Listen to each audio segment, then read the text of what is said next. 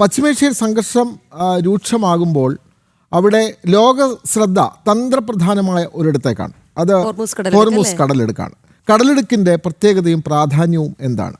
രേഷ്മ തയ്യാറാക്കിയ എക്സ്പ്ലെയിനർ കാണാം. പശ്ചിമേഷ്യയിൽ സംഘർഷം രൂക്ഷമാകുമ്പോൾ ലോകത്തിന്റെ ശ്രദ്ധ കേന്ദ്രീകരിക്കുന്നത് ഒരിടത്തേക്കാണ്, ഹോർമൂസ് കടലിടുക്ക്. എന്താണ് ഹോർമൂസ് കടലിടുക്ക്? എന്തുകൊണ്ട് ഇത്രയും പ്രാധാന്യം? നോക്കാം.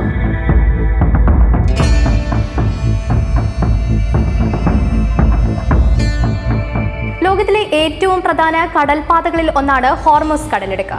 പേർഷ്യൻ ഗൾഫിനെയും അറേബ്യൻ കടലിനെയും ബന്ധിപ്പിക്കുന്ന കടൽപാതയാണ് ഇത്. ഇറാനും ഒമാനും UAEക്കും ഇടയിലാണ് ഹോർമൂസ് കടലിടുക്ക്.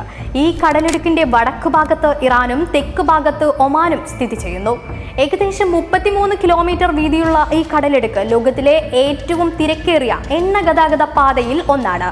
പ്രതിദിനം ഏകദേശം 1.25 കോടിയോളം ബാരൽ എണ്ണ ഇതുവഴി കടന്നുപോകുന്നുണ്ട്. ലോകത്തെ മൊത്തം എണ്ണ ഗതാഗതത്തിന്റെ ഏകദേശം 30% നടക്കുന്നത് ഈ പാതയിലൂടെയാണ്. ചൈനയാണ് ലോകത്തിൽ ഏറ്റവും കൂടുതൽ എണ്ണ ഇറക്കുമതി ചെയ്യുന്നത്. ഏകദേശം 1 കോടി ബാരൽ എണ്ണയാണ് ദിവസവും ഇറക്കുമതി ചെയ്യുന്നത്. ഇതിൽ 40%-ഓളം ഹോർമൂസ് കടലിടുക്ക് വഴിയാണ്. ജപ്പാൻ ഇറക്കുമതി ചെയ്യുന്ന 90% എണ്ണയിൽ 75%-ഓളവും ഇതേ ഹോർമൂസ് കടലിടുക്ക് വഴിയാണ്. സൗദി കയറ്റുമതി ചെയ്യുന്ന 80 മുതൽ 90%-ഓളം എണ്ണ ഹോർമൂസ് വഴിയാണ്. പാകിസ്ഥാൻ ഹോർമൂസ് വഴി നേരിട്ട് 90%-ഓളവും UAE 75%-ഓളവും എണ്ണ ഇറക്കുമതി ചെയ്യുന്നുണ്ട്. ഇറാനുമായി നേരിട്ട് അതിർത്തി പങ്കിടുന്ന രാജ്യമാണ് പാകിസ്ഥാൻ.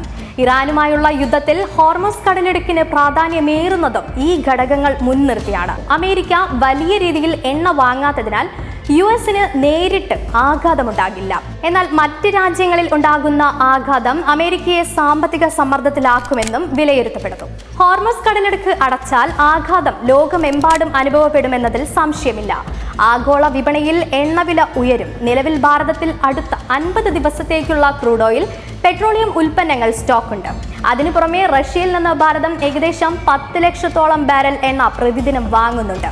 അത് ഉയർത്താനുള്ള ശ്രമങ്ങളും ഭാരതം തുടങ്ങിക്കഴിഞ്ഞു. അതുകൊണ്ട് തന്നെ ഇറാനെതിരായ നടപടികൾ ഭാരതത്തെ മുഴുവനായി പ്രതിരോധത്തിലാക്കില്ല.